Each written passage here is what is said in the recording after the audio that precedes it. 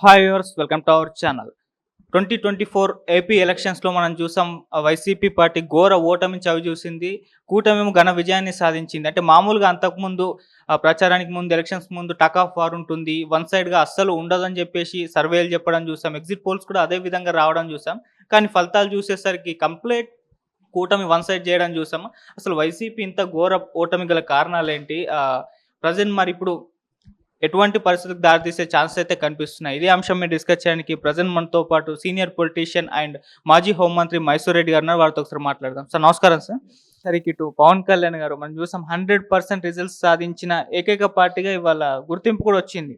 So 21కి 21, 2కి 2 సాధించుకున్నారు. ఇప్పుడు ఆయన పాత్ర ఏంటి అని చెప్పేసి చాలా మంది పవన్ కళ్యాణ్ గారు ఫ్యాన్స్ అయితే ఆతృతగా ఎదురు చూస్తున్నారు. జనసేన సైనికులందరూ కూడా.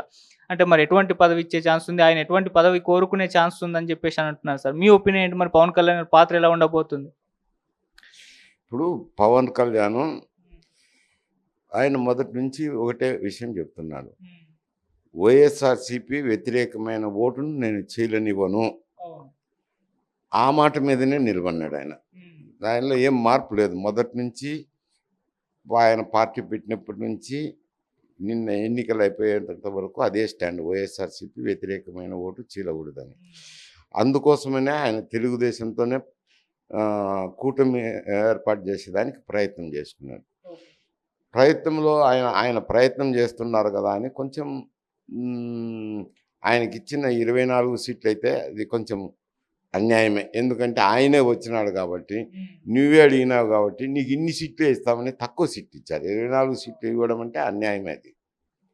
నిజంగా ఒక విధంగా ఆలోచన చేస్తే, రాజకీయ పరంగా ఆలోచన చేస్తే తెలుగుదేశం పార్టీ ఆయనకి ఇచ్చిన టికెట్లు అన్యాయమే. 24 సీట్లు ఇవ్వడం అనేది ఇంకా కొంచెం ఇచ్చిండొచ్చు. 30, 35, 40 ఇచ్చిండొచ్చు. సరే, వాళ్ళకు ఎందుకంటే పార్టీ పెద్ద పార్టీ, ఒత్తిళ్ళు ఉంటాయి కాబట్టి కొంచెం గౌరవప్రదంగా ఇచ్చిండొచ్చు. కాకుండా 24 అని ఇచ్చినారు. సరే, ఆయన వైఎస్ఆర్సీపీ వ్యతిరేకమైన ఓటు చీలకూడదనే అభిప్రాయంతోనే 24 సీట్లు ఇచ్చినా ఒప్పుకున్నాడు. తర్వాత బీజేపీని కూడా ప్రయత్నం చేసినాడు కూటమిలోకి తేవాలని. తెలుగుదేశం పార్టీ వాళ్ళు కూడా ప్రయత్నం చేసుకున్నారు. కానీ ఒక విధమైన అవగాహన రాలేకపోయినారు. ఈయన ప్రయత్నం చేసినారు. సరే, ఏదో ఒక విధమైన అవగాహనలో బీజేపీ వచ్చినారు.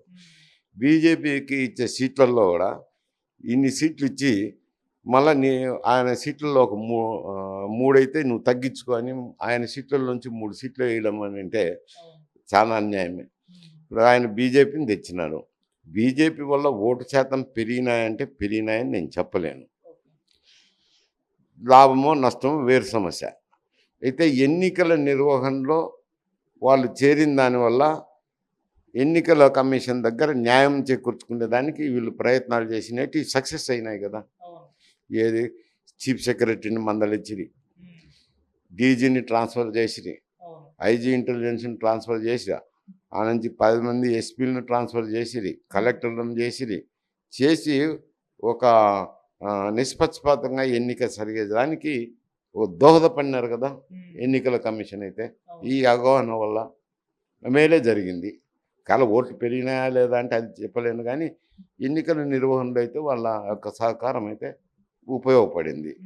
అంత ఉపయోగపడేదానికి ఆయన తీసుకొచ్చినప్పుడు ఆయన దగ్గర నుంచి 3 సీట్లు తీసేయడం అని అంటే ఆయన వైఎస్ఆర్సీపీ ఓడిపోవాలా, వైఎస్ఆర్సీపీ వ్యతిరేక ఓటు చీలకూడదని ఒక విధంగా చెప్తే త్యాగమే చేసినాడని చెప్పాలి.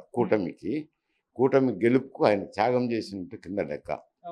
ఎందుకంటే 3 సీట్లు ఇవ్వడం అయితేనేమి, 24 సీట్లు ఇచ్చిన సర్దుకోవడం అయితేనేమి, ప్రచారంలో కలిసిమెలిసి పనిచేయటం వల్ల అయితేనేమి అన్నిటిలోనూ సహకరించినారు. ఆయన ఓటింగ్ శాతం చూస్తే ఇక్కడ కాపు సామాజిక వర్గం అయితేనేమి, రాయలసీమలో ఉండే బలిజ సామాజిక వర్గం అయితేనేమి ఆయన వల్ల తెలుగుదేశానికి పూర్తిగా సహకరించినారు. అంటే లాభపడింది తెలుగుదేశం, బాగుపడింది. దాంతో ఎంతో బీజేపీకి కూడా మేలు జరిగింది. ఆయన ఇచ్చిన సీట్లను 100కు 100% గెలిచినారంటే అర్థం చేసుకోండి.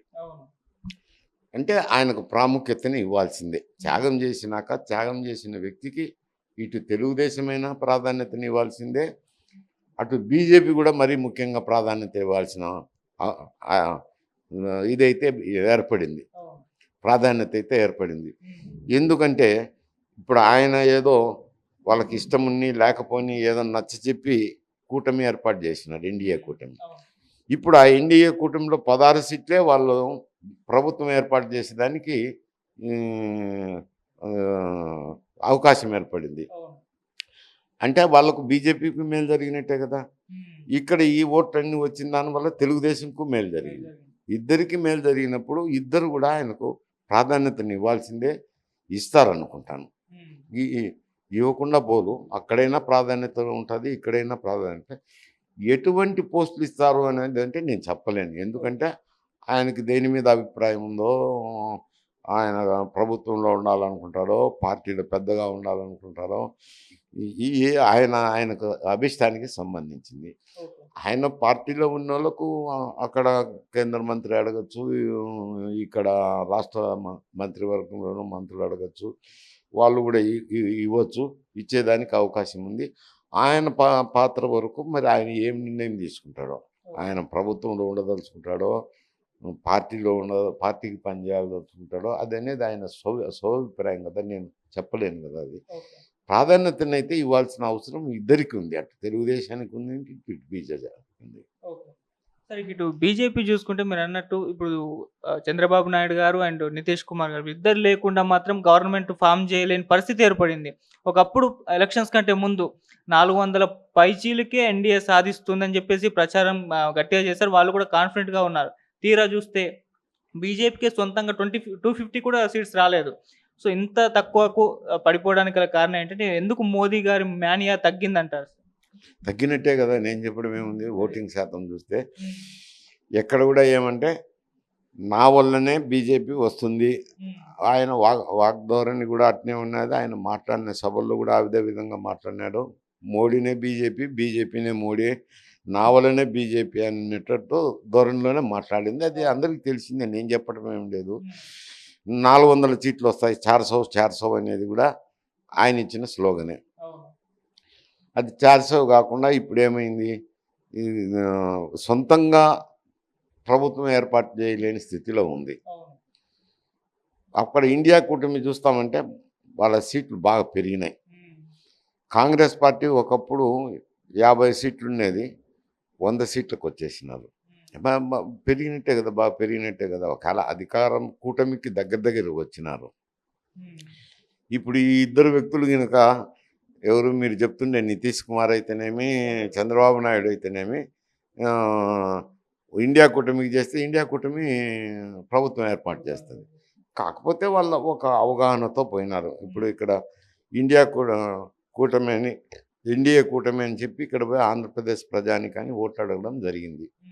తెలుగుదేశం కానీ, జనసేన కానీ బీజేపీని కలుపుకొని పోయి అడిగినారు. ప్రజలు కూడా ఎన్డీఏ కూటమికి ఓట్లు వేసినప్పుడు ఒక కమిట్మెంట్ అనేది వస్తుంది.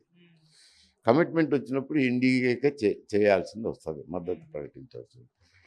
అక్కడ సతీష్ కుమార్ గారు కూడా ఆయన బీజేపీ ఎన్డీఏ కూటమిలో చేరి ఇండియా కూటమికి పెద్దగా ఉండి ఇండియా కూటమిని ఏర్పాటు చేయాలని దేశం అంతా తిరిగి తర్వాత ఎందుకు ప్లేట్ ఫిరాయించినారో పోయి ఎన్డీఏలో చేరినారు. ఎన్డీఏ తరపునే పోయి ఓట్లు అడిగినారు, ఆయనకు కొన్ని సీట్లు వచ్చినాయి. ఇప్పుడు నిబద్ధత అయితే ఆయన కూడా చేయాల్సిందే వస్తుంది. చేసి అయితే ప్రభుత్వం ఏర్పాటవుతుంది. వీళ్ళ మీద డిపెండ్ అవ్వాల్సిన అవసరం ఉంది. ఇంతకుముందు మాదిరి కూటమి సభ్యుల మీద ఆధారపడాల్సిన అవసరం లేదు. వాళ్ళే స్వనిర్ణయాలు తీసుకునేవాళ్ళు. ప్రధానమంత్రి అయితేనే, హోంమంత్రి అయితేనే, వాళ్ళు ఎవరో కావాల్సిన 3-4 కలిసి ఏ నిర్ణయం కావాల్సింటే ఆ నిర్ణయం తీసుకునేవాళ్ళు. ఇప్పుడు వీళ్ళతో అయితే చర్చించాల్సిన అవసరం ఉంది. ఏదైనా ప్రధాన అంశం వచ్చినప్పుడు, ప్రధాన నిర్ణయాలు తీసుకునేటప్పుడు చర్చించి తీసుకుంటేనే ఆ కూటమి 5 సంవత్సరాల కాలము నడవగలుగుతుంది. తీసుకోకుండా ఒంటెత్తి పోకల్లో పోతే నష్టం జరిగేది కూటమిగా బీజేపీకే నష్టం జరుగుతుంది. తప్పకుండా వీళ్ళకు ప్రాధాన్యత ఇవ్వాల్సిందే, చూడాల్సిందే అవసరం ఉంటుంది.